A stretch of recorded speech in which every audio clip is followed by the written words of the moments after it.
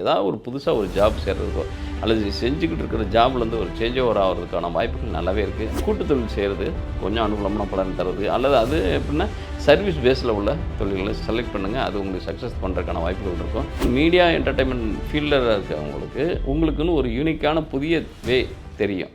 அனைவருக்கும் வணக்கம். இன்றைய காணொளி எதன் அடிப்படையில் பலாபலன் ஆய்வு பண்ணலாம் இந்த 2024 அப்படின்றத காட்டிலும் இந்த உத்தராயணம் அப்படின்றது எப்படிப்பட்ட பலாபலன்களை நமக்கு தரப்போகுது, ஒவ்வொரு ராசிக்கும் தரப்போகுது அப்படின்றது பார்க்குறப்ப, ஏன்னா ஒரு ஆண்டுக்கு 2 அயனங்கள் இருக்குது. அயனம்ன்றது பயணத்தை சொல்லக்கூடியது.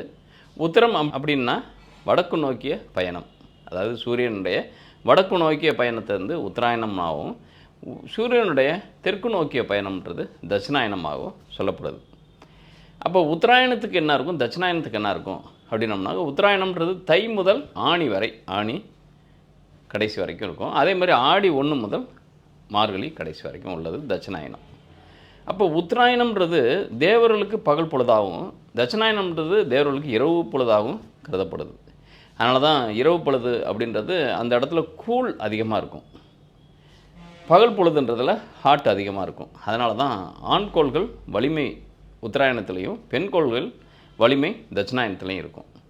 அதனால தான் பெண்கோள்கள் அப்படின்றப்ப இந்த இடத்துல பயிர்களை நம்ம மிகப்பெரிய அளவில் விவசாயம் சார்ந்த பூமியாக இருக்கவும், இந்த உலகம் வந்து ஈரத்தை, அதாவது மழை மற்றும் அந்த குளிர் தன்மைகள் பூராமே தட்சிணாயனத்தில் தான் வர்றதுக்கான வாய்ப்புகள் இருக்கும். அதனால தான் இந்த ஆடி மாதம் ஆடிப்பட்டம் தேடி விதை அப்படின்றோம். அப்போ ஆடியில் நம்ம வந்து விதைச்சி தையில் அறுவடை பண்ணுறதுக்கான வாய்ப்பு இருக்கும்.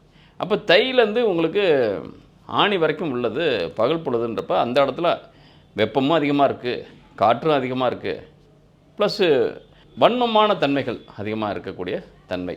அதனால தான் எப்பவுமே வாரை பொறுத்த வரைக்கும் கூட உத்தராயணத்தில் ஏதாவது வாரம் ஏற்பட்டால் அது மிகப்பெரிய அளவில் நீண்ட சேதங்களையும் நீண்ட நெடிய நாட்களையும் எடுத்துக்கும். அதே தட்சிணாயனத்தில் எடுத்துக்கிட்டோம்னாக்கா அது வந்து குறுகிய காலத்திலேயே முடிஞ்சு போகிறதுக்கான வாய்ப்புகள் இருக்கும். அது வந்து மெல்லமாக, அதாவது மண்ணுளி பாம்பு மாதிரி சின்னதாக, அதாவது எடுப்பில் இருந்த வீரியம் கடைசியில் இருக்காது. ஆனால் உத்தராயணத்தில் எப்படின்னாக்கா அது எடுக்கிறது சின்னதாக இருக்கும், ஆனால் பெரிய அளவில் பிளாஸ்ட் ஆகிறதுக்கான வாய்ப்புகள் இருக்கும். அதனால தான் இந்த ஆண்டுன்றது உங்களுக்கு எப்படிப்பட்ட தன்மையில் இருக்க போகுது அப்படின்றப்ப அதிகமாக மேஜராக ரோல் பண்ண, எப்பயுமே சில அயனங்களுக்கும் சரி சில வருஷங்களுக்கும் சரி எந்த மாதிரியான கோள்கள் ப்ளே பண்ணோம் அப்படின்னு பார்க்குறப்ப, இந்த 2024 அப்படின்றது அதிகமாக மேஜராக ரோல் பண்ணக்கூடிய கோள் அப்படின்னு பார்க்குறப்ப ராகுவை தான் மெயினாக எடுத்துக்கணும், சனியை எடுத்துக்கணும். அந்த ராகு யாரை சார்ந்திருக்காரு அப்படின்னு பார்க்குறப்ப உங்களுக்கு புதன் எடுத்துக்கணும். அப்போ புதன், ராகு, சனி மட்டும்தான் மேஜர் பிளேயராக இருக்க போகிறாங்க. எப்பயுமே ஒரு கிரிக்கெட் டீமாக இருந்தால் கூட அதில் வந்து ஆல்ரவுண்டரு முக்கியமான பர்சனாக கருதப்படுவாங்க. அதாவது பேட்ஸ்மேன் மட்டும் அல்லது பவுலர் மட்டும் அப்படின்னம்னாக்கா அது கொஞ்சம் செகண்டரி தான். ஆல்ரவுண்டர்னாங்க அவனை நம்பவும் முடியாது. ஏன்னாக்கா பேட்டிங் பண்ணுவான், ஃபீல்டிங் பண்ணுவான், பவுலிங்கும் போடுவான். அப்படின்றப்ப அவன் வந்து கலட்டுறதுன்றது பெரிய பவுலிங்கை ஃபேஸ் பண்ணுறதா இருக்கட்டும், அதில் அவன் அவன் விக்கெட்டை கலட்டுறதா இருக்கட்டும், அவனை ஃபீல்டிங்கை நெக்லெக்ட் பண்ணுறதா இருக்கும், எல்லாமே டஃப்பு. அதனால தான் ஆல்ரவுண்டர்ன்றது எல்லா டீம்லேயும் ரொம்ப ஸ்கேர்சிட்டி இருக்கும், அதாவது பற்றாக்குறை இருக்கும். அதுபோல் இந்த இடத்துல என்னென்னா யார் ஆல்ரவுண்டராக இருக்க போகிறாருனாக்கா ராகு சாரத்தில் இருக்கக்கூடிய சனி. ராகு யாரில் இருக்காருனாக்கா அவர் ரேவதி புதனுடைய சாரத்தில். இப்போ மேஜர் இந்த இடத்துல என்னன்னாக்கா குருவை பொறுத்த வரைக்கும் கூட அவர் அடுத்தது இப்போ நட்பு பெற்ற ராசியில் இருக்கார் செவ்வாயில், அடுத்து பகை பெற்ற ராசியில். ஆனால் உள்ளே இருக்கிற பிளேயர் பூராமே, அதாவது ஸ்டார்ஸ் பூராமே சூரியன், சந்திரன், செவ்வாய் 3மே நட்பு பெற்ற தன்மைகள் இவருக்கு உண்டு, குருக்கு உண்டு. அதனால் பெருசாக ராசி மாறினா கூட தன்னுடைய பவர் மாறாது அவர்கிட்ட. எனக்கு பகைவர் வீட்டில் இருந்தால் கூட அங்கே நம்ம ஒரு எனிமி வீட்டுக்கு போகிறோம், அந்த எனிமி வீடு தான். ஆனால் போனதும் அங்கே இருக்கிற ஃப்ரெண்ட்ஷிப் பூராமே நம்மளுடைய ஃப்ரெண்டாக இருந்தாங்கனாக்கா அந்த வீடு நமக்கு ஒரு இன்கன்வீனியண்ட்டாக தெரியாது. அதே டயத்தில் நீங்கள் ஒரு நட்பு பெற்ற வீட்டுக்கு போகிறீங்க, ஆனால் உள்ளே இருக்கிறது பூரா எளிமையாக இருந்தாங்கன்னு வச்சுக்கோங்க, அந்த வீடு நமக்கு கம்ஃபர்டபுளாக இருக்காது, ரொம்ப இன்கம்ஃபர்ட்டாக இருக்கும், எப்போ வெளியே வந்தால் போதுன்னு இருக்கும். இதில் இந்த அது போல் தான் குருக்கு அடுத்த 2024 ஷிஃப்டிங்கிறது கிட்டத்தட்ட மேசத்துலேருந்து ரிஷபம்ன்றது அவருக்கு கம்ஃபர்ட் ஜோன் தான். அதனால் இப்போ இருக்கிறத விட அவர் இன்னும் பீஸ்ஃபுல்லாக மாறுவார். ஆனால் இந்த இடத்துல மேஜர் ரோல் ப்ளே பண்ணுறதுன்றது இன்னும் சொல்லப்போனால் இந்த செவ்வாய் தவிர அனைத்து, அதாவது ஆண்கோள்கள் பூராமே உத்தராயணத்தில் தான் இருக்குது அட் ப்ரெசண்ட்டு. அதாவது குருவும் அங்கே தான் இருக்கார், சூரியனும் அங்கே தான் இருக்கார். அடுத்து உங்களுக்கு சனி ராகு தான் மேஜர் பிளேயர், அவங்களும் அங்கே தான் இருக்காங்க, உத்தராயணத்தில் தான் இருக்காங்க. அப்போ இந்த இடத்துல எந்த செக்டாரில் மிகப்பெரிய அளவில் ஏற்ற இறக்கங்கள் இருக்குன்றப்ப அதிகபட்சம் பொருளாதார ரீதியாக இருக்கக்கூடிய ப்ளே பண்ணக்கூடிய தன்மை அப்படின்றது திடீர் அதிர்ஷ்ட யோகங்களை பொறுத்த வரைக்கும் இந்த மாதிரி தன்மைகள் அது அதிகமாக ப்ளே பண்ணுறதுக்கான வாய்ப்புகள். அப்போ இந்த ஆண்டுன்றது ஃப்ளக்சுவேஷன் அதிகமாக இருக்கிறதுக்கான வாய்ப்புகள் இருக்கும். அதிகபட்சம் இன்னும் சொல்லப்போனால் ஒரு 6 இந்த உத்தராயணம் முடிவுக்குள்ளே பார்த்தீங்கன்னாக்கா 75,000 கூட சென்சஸ் வர்றதுக்கான ரீச் ஆகிறதுக்கான வாய்ப்புகள் நல்லா இருக்குது. ஏன்னாக்கா அதுக்கு மேலே ஒரு பெரிய அப்பு பெரிய டவுனு. அப்போ இதில் என்னன்னாக்கா யார் வேடிக்கை பார்க்குறாங்கன்னா வேடிக்கை மட்டுமே பார்த்துக்கிட்டு இருப்பாங்க, யார் துணிஞ்சு முத்து குளிக்கிறாங்களோ அவங்க ஜெயிக்கிறதுக்கான வாய்ப்புகள் இருக்கும். அப்போ இந்த இடத்துல ஷேர் மார்க்கெட் அப்படின்றதே உங்களுக்கு வந்து ஒரு கேம்பிளிங்காக நினச்சா கேம்பிளிங்கு, அல்லது அது இன்வெஸ்ட்மெண்ட்டாக நினச்சா இன்வெஸ்ட்மெண்ட்டு. அதை குருவாக மட்டும் பார்த்திங்கன்னா இன்வெஸ்ட்மெண்ட்டாக இருக்கும், ராகுவாக நினச்சா கேம்பிளிங்காக இருக்கும். அதாவது ட்ரேடிங் இன்ட்ராடே, அதாவது ட்ரேடிங் இன்ட்ராடே பார்த்திங்கன்னா ஹோல்டிங் பார்த்திங்கன்னா குரு தான் செய்வார், ட்ரேடிங்கும் இன்ட்ராடேயும் பண்ணுறது நம்மளுடைய ராகு தான் பண்ணுவார். அதனால தான் ஷேர் மார்க்கெட்லேருந்து உள்ளே இறங்கி ஏறணுன்னாலே அவங்களுக்கு இந்த ஜாதகத்தில் அனுகூலமான தசாபதிகள் நடக்கணும், அதே மாதிரி கிரகநிலைகள் இருக்கணும். 2, 5, 8, 11 இருந்தால் மட்டும்தான் அவங்களால அதில் பெரிய அளவில் எடுக்க முடியும். ஏன்னா இந்த இடத்துல என்னென்னா ஒரு ஷேரில் இறங்குவாங்க, நஷ்டத்தில் வெளியே வருவாங்க, அதே ஒரு நபர் லாபத்தோடு வெளியே வருவார். அப்போ ஒரே ஷேர் தான், பட் ஒருத்தர் நஷ்டத்தில் வெளியே வர்றார், ஒருத்தர் லாபத்தில் வெளியே வர்றார். அப்போ வெளியே வர நேரம் அப்படின்றது அவருக்கு தகுந்த நேரமானாக்க அது டேஞ்சரஸான நேரமாக இருக்குது அல்லது அனுகூலமான நேரமாக இருக்குது. அது உங்களுடைய பர்சனல் சார்ட்டாக பார்த்துக்கங்க. இந்த இடத்துல உத்தராயணம் அப்படின்றது மேஜராக ப்ளே பண்ண போகிறதுன்றது ராகு அண்டு சனி தான். ராகு புதன் காலில் இருக்கார், அப்போ புதனை இன்க்ளூட் பண்ணிக்கோங்க. இந்த சனி ராகு காலில் தான் இருக்கார், அப்போ பலமாக செயல்பட போகிறதுன்றது ராகு தான். இந்த ராகுவும் சனியும் புதனும் எப்படிப்பட்ட தன்மையில் ஒவ்வொரு ராசிக்கும் தரப்போகிறாங்க. இன்னும் சொல்லப்போனால் ஒரு February 6 பார்த்தீங்கன்னாக்கா செவ்வாயும் உத்தராயணத்துக்குள்ளே நுழைஞ்சிடுவார். அப்போ இந்த இடத்துல அந்த நுழைஞ்சாலும் லாஸ்ட் இயர் உங்களுக்கு ப்ளே பண்ணது சந்திரன் நின்ற கால் பார்த்தீங்கன்னாக்கா சித்திரையில் இருந்தார், தேய்பிரை சந்திரனாக இருந்தார், பெருசாக அனுகூல பலன்கள் தர்றதுக்கு முடியல. நம்ம பலன்களை சொல்லுவோம், எவ்வளோக்கு எவ்வளோ நம்ம நெகட்டிவ் பலன்களை குறைச்சிட்டு பாசிட்டிவ் பலன்களை சொல்ல முடியுமோ அவ்வளோதான் சொல்ல முடியும். எனக்கு நெகட்டிவ் சொன்னோம்னாக்கா உங்களுக்கு மனசு ஃபங்க் ஆகிடும். அதாவது இதெல்லாம் நடக்குமா அப்படின்றது நீங்கள் எப்பவுமே தன்னம்பிக்கை உடைக்கிற மாதிரி விஷயங்களை நிறையா நம்ம சொல்லக்கூடாது. ஒரு சொல்கிறப்ப நம்ம என்ன பண்ணுவாங்கன்னாக்கா அதை அக்செப்ட் பண்ணுறதுன்றது வேறு, யதார்த்தமாக ஏற்றுக்கிறதுன்றது வேறு. ஆனால் ஐயோ இதெல்லாம் நடக்குமா அப்படின்ட்டு நீங்களே டிப்ரெஸ் ஆகிட்டிங்கனாக்கா அது தர விளைவுகள் பார்த்திங்கனாக்கா நெகட்டிவ் விளைவு நிறைய தரும். அதனால தான் அதிகபட்சம் ஒரு 10% பாசிட்டிவ் இருந்தால் கூட அதை ஒரு 30%, 40% சொல்கிறதும், 90% நெகட்டிவ் இருந்தால் கூட அது 50%, 60% சொல்கிறதும். இதே டைமில் உங்களுடைய பர்சனல் சார்ட்டை நீங்கள் தனிப்பட்ட முறையில் தெரிஞ்சுக்கணும் அப்படின்னு ஆசைப்படுற பட்சத்தில் அதை டீட்டெயிலாக சொல்லுவோம். ஆனால் ஜென்ரலாக ராசி பலன் அப்படின்னு சொல்கிறப்ப அதனால தான் நீங்கள் வல்லவர் நல்லவர் வள்ளல் அப்படின்னு எல்லாத்தையும் கயிறு திரிக்கிற வேலையெல்லாம் எல்லா ஜோசியர்டையுமே இருக்கும். ஆனால் என்னை பொறுத்த வரைக்கும் அந்த மாதிரிலாம் சொல்ல மாட்டேன். எப்படிப்பட்ட கேரக்டரில் நீங்கள் இருப்பீங்க, ஏன்னா யதார்த்தமான விஷயங்களை நீங்கள் புரிஞ்சுக்கிறதும் தெரிஞ்சுக்கிறதும் நல்லது. அந்த மாதிரி தன்மையில் தான் நான் என்னுடைய வீடியோஸ்கள் புறமே இருக்கும். அதனால் நான் ஒரு கூட்டி குறைச்சி சொல்கிறதுக்கான வாய்ப்புகள் குறைவுன்னா அவ்வளோக்கா வச்சுக்க மாட்டேன். ஏன்னா யதார்த்தத்தை உண்மையாக சொல்லிட்டு போவோம், அக்செப்ட் பண்ணுறவங்க பண்ணுங்க அப்படின்னு போயிடுவேன். அதனால் இந்த இடத்துல இந்த உத்தராயண காலத்தில் எப்படிப்பட்ட சுப பலன்கள் ஒவ்வொரு ராசிக்கு நடக்கும்னு பார்க்குறப்ப மகர ராசிக்கு எப்படிப்பட்ட சுப பலன்களை இந்த உத்தராயண காலம் தரப்போகுது அப்படின்னு பார்க்குறப்ப அட் ப்ரெசண்ட் 8ஆம் பாவம் தான் உங்களுக்கு மிகப்பெரிய அளவில் ப்ளே பண்ணிகிட்டு இருக்கு. 8ன்றது ஆல்ரெடி உங்களுக்கு சூரியன் 8 கூடையவன் தான் இப்போ உங்களுடைய ராசியில் இருக்கார். எப்போயுமே உத்தராயணத்தில் சூரியன் உங்களுடைய ராசியில் இருக்கிறப்ப தான் உதயமாகும் உத்தராயணன்றது. ஆனால் ஏன் 8ஆம் பாவம் மட்டுமே இப்போ அட் ப்ரெசண்ட்டு எனக்கு ஆல்ரெடி நம்ம அவ்வளோ சஃபர் ஆகிருக்கோம் லாஸ்ட் டைம் வரைக்கும். லாஸ்ட் பீரியட்னாக்கா ஒரு 3 to 4 years வரைக்கும் லாட் ஆஃப் சஃபர்.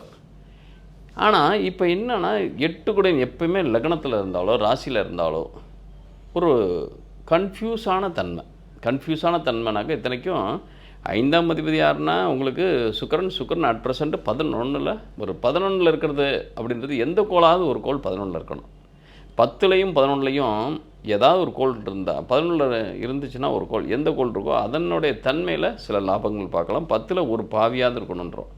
10ல் ஒரு பாவி இருக்கணும் அப்படின்னம்னா 10ல் எந்த கோளும் அற்றத்தன்மையில் இருந்தால் வேலை வழி எந்த விதமான என்ன வேலை செய்கிறது அப்படின்றது ஒரு குழப்பமான தன்மை இருக்கும்.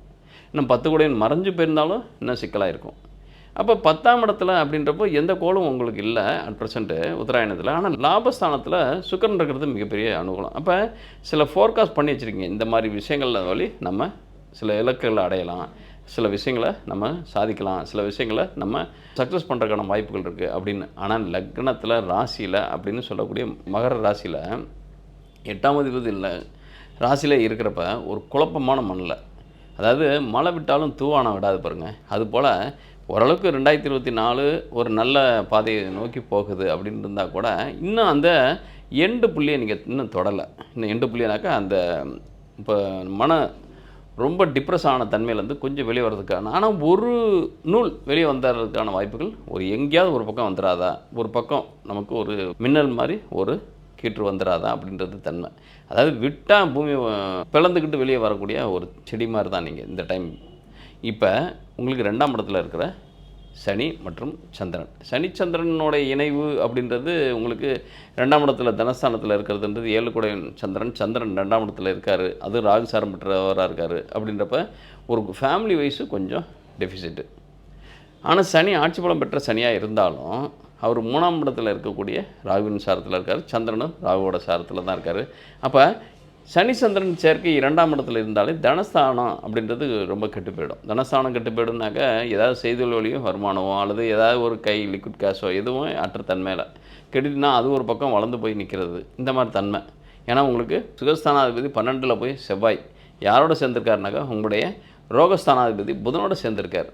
அப்படின்றப்ப உடல் வலி ஏதாவது ஒரு அன்னீசியான ஒரு இன்கம்ஃபர்டபுளான அதில் எது அதிகமாக இருக்கும் அப்படின்னோம்னாக்கா லேசினஸ்ஸு தரதே இந்த ஜாபு. ஏதாவது ஒரு வேலை இருந்தால் தானே நம்ம வந்து ஆக்டிவாக அதாவது சம்பளமே வராட்டியும் ஒரு வேலைன்னு ஒன்று இருந்தால் தானே நம்ம போக்குவரத்தாக வச்சுக்க முடியும் வெளியே.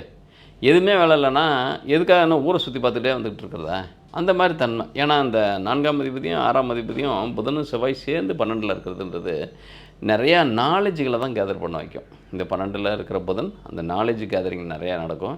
ஆனால் சுகஸ்தானாதிபதியோட ரோகாதிபதியும் சேர்ந்து 12ல் இருக்கிறதுன்றது ஏதாவது ஒரு அன்னீசியான ஒரு டிப்ரெஸ்ஸான ஒரு சஃபரான தன்மையில் இருக்கிறதுக்கான வாய்ப்புகளை கொடுக்கும். சரி, இதிலெல்லாம் எப்போ வந்து வெளியே வருவேன் நான் அப்படின்றது ஒரே ஒரு சின்ன குழு என்னன்னாக்கா, நீங்கள் எவ்வளோ தான் கீழே விழுந்தாலும் மீசையில் மண் ஒட்டாத தன்மையில், நீங்கள் எவ்வளோ தான் வறுமையில் இருந்தாலோ அல்லது நீங்கள் எவ்வளோ தான் ஒரு கடன் தன்மையில் இருந்தாலோ அல்லது எவ்வளோ தான் ஒரு கடுமையான நிதி நெருக்கடியில் இருந்தால் கூட அது வெளியே எதுவுமே காட்டாத தன்மையில் உங்களுக்கு உண்டான அதே கட்ஸு, அதே ஒரு கம்பீரம், அதே என்ன இவருக்கெல்லாம் ஒரு இந்த கஷ்டம் இருக்குமா, இவருக்கெல்லாம் அந்த கஷ்டத்தை பார்ப்பாரா, இவரெல்லாம் ஒரு நஷ்டத்தை பார்ப்பாரா, அந்த மாதிரி ஒரு ஃபேத்தாஸு உங்கள் மேலே மற்றவங்களுக்கு இருக்கும். அந்த மாதிரி தன்மை. ஏன்னா லக்னத்தில் ராசியில் உங்களுடைய மகரத்தில் சூரியன் இருக்கிறது அந்த மாதிரி ஒரு உங்களுக்குன்னு ஒரு உங்கள் ராசியை உங்களை ஒரு ஐடென்டிட்டி கிடைக்கும்.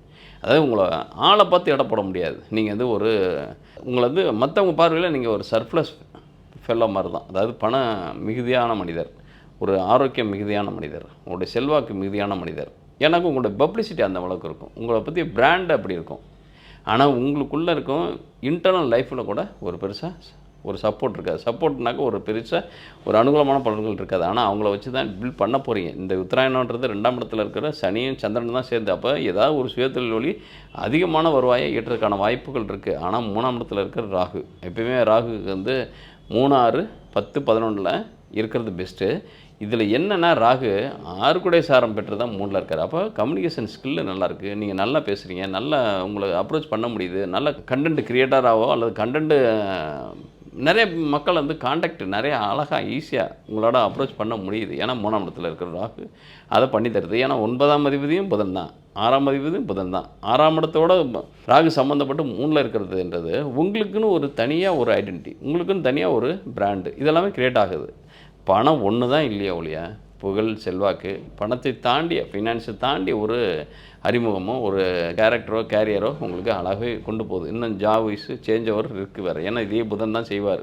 அப்போ இடம் விட்டு இடம் பெறுறதுன்றது ஒரு ஜஸ்ட்டு நீங்கள் ஒரு கான்செப்ட் டு கான்செப்ட்டு, ஒரு பிளாட்ஃபார்ம் டு பிளாட்ஃபார்ம், ஒரு இது வரைக்கும் என்ன தொழில் பண்ணிகிட்டு இருந்தீங்களோ அதை விட்டு ஒரு என்டையர்லி ஒரு கம்யூனிகேஷன் பேஸில் இருக்கக்கூடிய ஒரு கன்சல்டன்ட் பேஸில் இருக்கக்கூடிய தொழில்களை நீங்கள் மாற்றுறதுக்கான வாய்ப்புகள் நல்லாவே இருக்குது. அப்போ நீங்கள் வந்து ஒரு ப்ரொடியூசராகவோ ஒரு ப்ராடக்டை மேனுஃபேக்சர் பண்ணுற அந்த மாதிரி கான்செப்டில் இல்லாமல் நீங்கள் ஒன்லி கைட் பண்ணுறது ஒன்லி. ஏன்னா உங்களுக்கு 3ஆம் இடத்துல இருக்கிற ராகு 6, 9 கூடயே புதன் சார்ந்தப்பட்டிருக்காரு. அப்போ உங்களுக்கு வந்து நாலேஜ் நிறையா இருக்கும். அதை நீங்கள் நாலேஜ் ஹெல்ப் பண்ணாலே உங்களுக்கு அப்போ சர்வீஸ் பேஸில் இருக்கக்கூடியவங்க ஒர்க் பண்ணுறவங்க மிகப்பெரிய அளவில் அனுகூலமான ஆதாயங்களை பெறுவீங்க.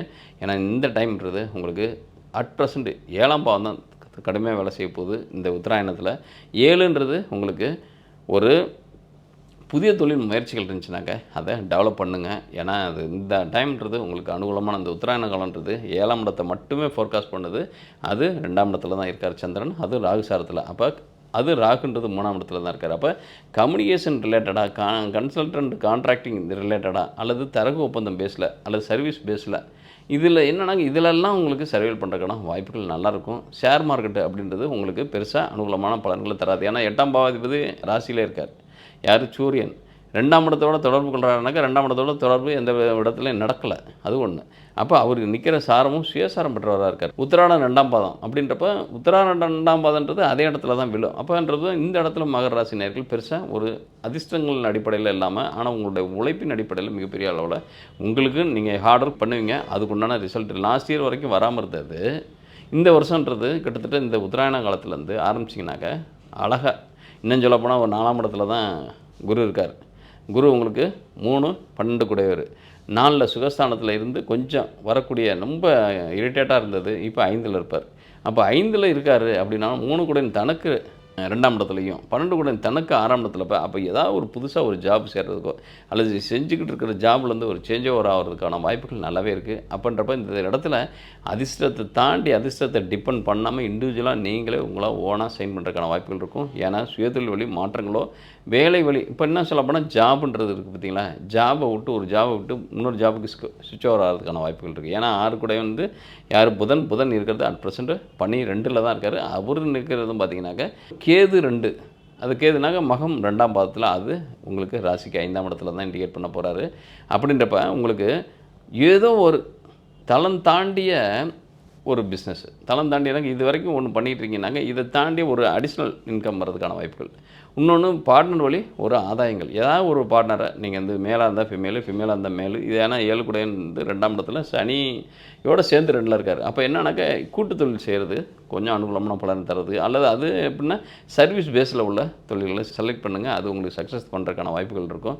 அதாவது தரகு வழி ஒப்பந்தங்கள், இது உங்களுக்கு சக்ஸஸ் தரும். ஏதாவது ஒரு சர்வீஸாக, அதாவது என்னென்னா ப்ராடக்டாக தராமல் ஒருத்தவங்களுக்கு ஏதாவது ஒன்று செஞ்சு தரணும். இன்னும் சொல்லப்போனால் மகர ராசி நேயர்களுக்கு ஒரு கிரியேட்டிவிட்டி அதிகமாகவே இருக்கும். ஏன்னா 5 கூட சுக்கரன் இருக்கிறது இப்போ 10% 11ல் தான் இருக்கார்.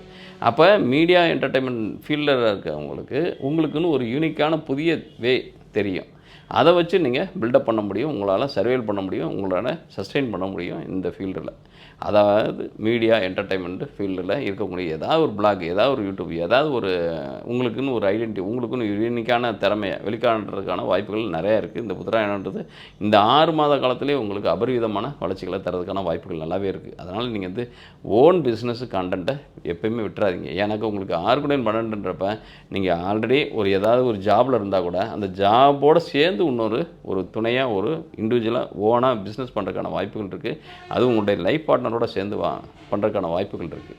அதே நேரம் திருமணம், அது எப்படி இருக்குனாக்கா 7 கூட 2ல் தான் இருக்கான். அப்படின்றப்ப இந்த காலகட்டத்தில் உத்தராயணத்தில் இது வரைக்கும் தடைப்பட்ட திருமணங்களாக இருந்தால் கூட அது நடக்கிறதுக்கான வாய்ப்புகள் இருக்குது. அது என்னென்னா 3ஆம் இடத்துல இருக்கிற ராகுவோட தொடர்பு தான் இருக்குது.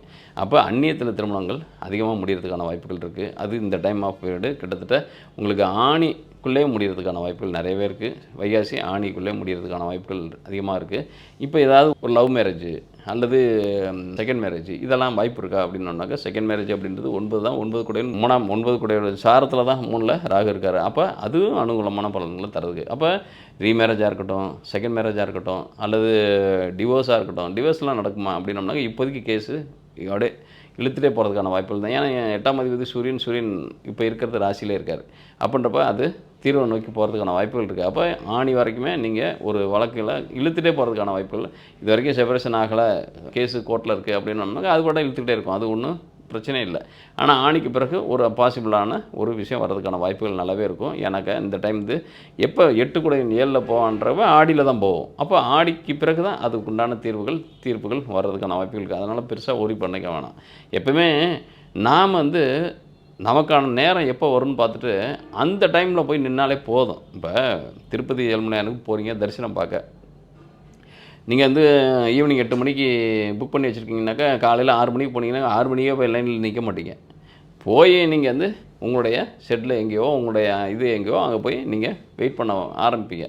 உங்களுக்கான நேரம் எப்போ வருதோ அப்போ வந்து ஆட்டோமேட்டிக்காக நீங்கள் போவீங்க. அதுபோல் என்னென்னா உங்களுக்கான நேரம் எப்போ வரும் அது வரைக்கும் வெயிட் பண்ணுங்கள். உங்களுடைய கான்சன்ட்ரேட் பவரை வேறு பக்கம் திருப்புங்க. அது உங்களுக்கு ஆட்டோமேட்டிக்காக ஒரு பாசிட்டிவான விஷயங்களை செஞ்சு தரும். எப்போயுமே வர வரைக்கும் வெயிட் பண்ணுறத விட வெயிட் பண்ணுற நேரத்தில் நம்ம ஏதாவது இன்னொரு ஸ்கில்லை டெவலப் பண்ணிக்கிறது தப்பு கிடையாது. வாழ்க்கையில் என்னன்னாக்கா ஒரே ஒரு விஷயத்தை மட்டும் தான் வச்சுக்கிட்டு நான் பயணப்படுவேன், ஒரே ஒரு புக்கை மட்டும் தான் எடுத்துக்கிட்டு நான் பள்ளிக்கு போவேன் அப்படின்ற நினைக்கிறது தப்பு. ஒரு செக்ஷனில் இது பிடிக்கலனா அடுத்தது படிக்கிறது, அது பிடிச்சாலும் அது முடித்தோம்னா அடுத்தது படிக்கிறது, அது மாதிரி ஒரு நாளை வச்சுக்கிறது நல்லது தானே. எப்போயுமே ஸ்கில் பேஸில் இருக்கக்கூடிய பர்சன்ஸ் வந்து எப்போயுமே தோக்கவே மாட்டாங்க. அதாவது தனித்தன்மை, அதாவது அதில் திருப்தியாக இருக்கும். நீங்கள் எக்கனாமிக்கலாக நீங்கள் ஃபெயில் பாஸ்லாம் விடுங்க. ஏன்னா பணம்ன்றது எல்லாத்தையும் ஒரு முடிவு எடுக்காது. நீங்கள் வந்து பணம் நிறையா வச்சுருந்தா நீங்கள் நிம்மதியான மனிதர், நீங்கள் வந்து சோக்கான மனிதர், நீங்கள் வந்து சுகமான மனிதர் அப்படிலாம் ஒன்றும் கிடையாது. பணத்தை வச்சுட்டு சில விஷயங்கள் உணர்வுபூர்வமான விஷயங்களை வாங்க முடியாது. பணத்தை வச்சுட்டு மகிழ்ச்சியையோ துன்பத்தையோ இன்பத்தையோ எதையுமே இப்போ துன்பத்தை விரட்ட முடியாது, மகிழ்ச்சியும் விரட்ட முடியாது. ஏன்னா பணக்காரன் பூரா அவன் துன்பம் வட்டுற தன்மையில் இருக்கான் கிடையாது, அவனும் துன்பத்தில் இருக்கானே. அப்போ பணம் ஒரு தீர்வு கிடையாது. பணம்ன்றது பொருள் சார்ந்த வாழ்க்கையில் சில விஷயங்களை நீங்கள் அனுபவிக்கிறதுக்கு அலோவ் பண்ணுது, அவ்வளோதான். மித்தபடி பணம்ன்றது பிரதானம் கிடையாது. ஆனால் பணம்ன்றது வேணும், ஆனால் அளவோடு தான் தேவை. அதிகபட்சம் நமக்கு தேவையில்லை. ஏன்னாக்கா அது ஒரு நமக்கு அதை பணமாக நம்ம சாப்பிட போகிறதில்ல. பணத்துக்கு கொடுத்தோம்னா அரிசியாக வாங்கி தான் சாப்பிடணும். அரிசி லட்ச ரூபா விற்றுச்சுனாக்கா நம்ம வந்து அதை வந்து கோடி ரூபா நம்ம வச்சுக்கலாம். அரிசி ஒரு 20 ரூபா 30 ரூபா 50 ரூபா 100 ரூபா தான் விற்கிதுனாக்கா அதுக்கு உண்டான பணம் இருந்தாலும் போதும், மாதத்துக்கு உண்டான பணம். அவ்வளோதான் நம்ம யோசிக்கணுமே இல்லையா. அதை வச்சுக்கிட்டு பெருசாக ஏன்னாக்கா நிம்மதி, ஒரு அமைதி, ஒரு சந்தோஷம் இதெல்லாமே என்னன்னாக்கா பணத்தை தாண்டி உணர்வுகள் வழி நமக்கு கிடைக்கும் ஒழிய அதை தான் நம்ம வந்து ஈல்டாக எடுக்கணும், அதை தான் நம்ம அடைய முயற்சி பண்ணணும். அது சந்தோஷம் எங்கே இருக்குது, நிம்மதி எங்கே இருக்குது, எங்கே பீஸ்ஃபுல்லான லைஃப் செட்டில்மெண்ட். சிலரெல்லாம் பணம் நிறையா வச்சுருப்பாங்க, ஆனால் ஃபேமிலி ஹஸ்பண்ட் ஒய்ஃபுக்குள்ளே அவ்வளோ கான்ட்ராவர்சி, அவ்வளோ கான்ஃப்ளிக்ட்டு, அவ்வளோ கருத்து வேறுபாடு, அவ்வளோ சண்டை சச்சரவுகளோடய வாழ்வாங்க.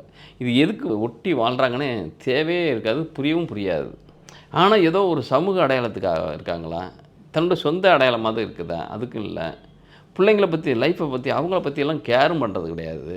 அவங்களுடைய ஃப்யூச்சர் என்ன ஆகும், நம்மளுடைய ஃப்யூச்சரை வச்சு தானே அவங்களுடைய ஃப்யூச்சர் இருக்குது, அப்படியும் கன்சிடர் பண்ணுறது கிடையாது. விட்டேந்தியாக வாழ்கிறது, இதெல்லாம் எதுக்கு? அப்போ இது ஒரு விஷயத்த ஒன்று சமூகத்துக்குள்ளே வாழணுன்னாக்கா சில விஷயங்களை அடாப்ட் பண்ணணும். இல்லையா எல்லாத்தையும் விட்டுட்டு நீங்கள் சன்னியாச தன்மைக்கு போயிடணும். அதுக்கும் போக மாட்டேன், இதுக்கும் வாழ மாட்டேன் அப்படின்னம்னா ஏதோ ஒரு பிடிவாதம், ஏதோ ஒரு ஈகோஸ்டிக்கு, ஏதோ ஒரு தன்மையில் நீங்கள் வாழ்ந்துக்கிட்டே இருக்கீங்கன்னாக்கா அர்த்தமற்ற வாழ்க்கையாக போயிடும். கிட்டத்தட்ட ஒரு 60 ஆனதுக்கப்புறம் நீங்கள் திரும்பி பார்த்தீங்கன்னாக்கா வாழ்க்கையில் எவ்வளோ நாட்களை நம்ம எவ்வளோ வருடங்களை எவ்வளோ காலங்களை இழந்திருக்கோம்.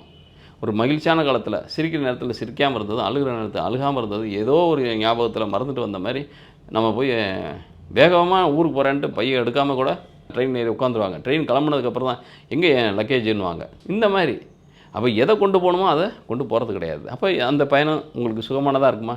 நிச்சயமாக இருக்காது. திருப்பி அதை வந்து திருப்பி எடுத்துகிட்டு திருப்பி அல்லது அங்கே ஏதாவது வாங்கிட்டு இது மாதிரி நிறைய. அப்போ எதையுமே ஒவ்வொரு செகண்டையும் அழகாக அனுபவித்து ட்ராவல் பண்ணுறப்ப இந்த நிகழ்காலன்றது நிஜமான தன்மை, அதுக்கு எந்த விதமான மாற்று மருந்தே கிடையாது. இந்த ஆல்டர்னேட்டிவ் நிகழ்காலத்துக்கு பதில் ஆல்டர்னேட்டிவ் இது இருக்குங்க, இந்த காலத்துக்குள்ளே நீங்கள் வாழ்ந்துக்கலாம் அப்படின்னு ஏதாவது ஒரு ஆப்ஷன் இருக்கா? கிடையாது. ஆனால் ஏன் அந்த மாதிரி நம்ம நினைக்கிறது இல்லை? எதையோ நினச்சி இறந்த காலத்தில் மனசில் வச்சுக்கிட்டு எதிர்காலத்தில் பயத்தில் வச்சுக்கிட்டு இப்போ நிகழ்காலத்தில் அப்படியே கொலாப்ஸ் பண்ணிக்கிட்டு வாழ்கிறோமே, எதுக்கான வாழ்க்கை? இது நல்ல வாழ்க்கையா? நிச்சயமாக கிடையாது. அதனால் இந்த மகர ராசி நேயர்களுக்கு இது நாள் வரைக்கும் பட்ட கஷ்டன்றது மிகப்பெரிய அளவில் இருந்தால் கூட ஒரு சின்னதாக ஒரு அரும்பு இப்போ முளைக்குது. இந்த உத்தராயண காலத்தில் மிகப்பெரிய அளவில் அது சோர்சஸ் நிறையா கொண்டு வரும். உங்களை எக்கனாமிக்கலாகவும் க்ரோத் பண்ணும், உங்களை ஃபிசிக்கலாகவும் மென்டலாகவும் ரொம்ப பீஸ்ஃபுல்லாக ஆகிறதுக்கான வாய்ப்புகள் நிறைய தரும். இந்த காணொலியை பார்க்குறவங்க உங்களுடைய கருத்துக்களை கமெண்ட் பாக்ஸில் பதிவிடுங்க. மேலும் உங்களுடைய ஏதாவது ஒரு கேள்விக்கு பதில் தெரியணும் அப்படின்னம்னாக்க உங்களுடைய date of birth, time of birth, place of பர்த்தை போட்டு கமெண்ட் பாக்ஸில் பதிவிடுங்க. நான் அதிலே அனைவருக்கும் பதிலளிக்க ட்ரை பண்ணுறேன். மேலும் ப்ரீஃபாக என்னுடைய ஜாதகத்தை பார்க்கணும் அப்படின்னு பிரியப்படுறவங்க உங்களுடைய ஜாதக குறிப்பு அல்லது பிறப்பு குறிப்பு, அதாவது date of birth, time of birth, place of பர்த்தை திரையில் பார்க்கக்கூடிய இந்த வீடியோவிலேயே திரையில் பார்ப்பீங்க. அந்த நம்பருக்கு வாட்ஸ்அப் பண்ணுங்கள். யாரும் தயவுசெய்து கால் பண்ணாதீங்க. கால் பண்ணால் எடுக்கிறதுக்கு ஆள்கள் கிடையாது. அதனில நீங்கள் என்னிடம் தான் பேசுகிறதுக்கு ட்ரை பண்ணுவீங்க, ஆசைப்படுவீங்க. நானும் உங்களுடைய நேரடியாக உங்களுடைய குறைகளையோ உங்களுடைய ஜாதக நிலைப்பாடு என்ன நிலவரம் அப்படின்றத சொல்கிறதுக்கான வாய்ப்புகள் இருக்கணுன்னாக்க நீங்கள் திரையில் பார்க்கக்கூடிய நம்பருக்கு அனுப்பணும் பட்சத்தில் நான் உங்களுக்கு என்ன மாதிரியான டேர்ம்ஸு என்ன மாதிரியான கண்டிஷன்ஸுனாக்க ஃபார்மேட் என்ன இருக்கோ அதை நான் அனுப்பி வைக்கிறேன். அதே வாட்ஸ்அப்பில் நீங்கள் அனுப்புன வாட்ஸ்அப்லேயே அனுப்பி வைக்கிறேன். அதை நீங்கள் கடைப்பிடிக்கும் பட்சத்தில் அதுக்குண்டான பதில்களை நீங்கள் விரைவில் கிடைக்கிறதுக்கு நான் வழி செய்கிறேன். நன்றி, வணக்கம்.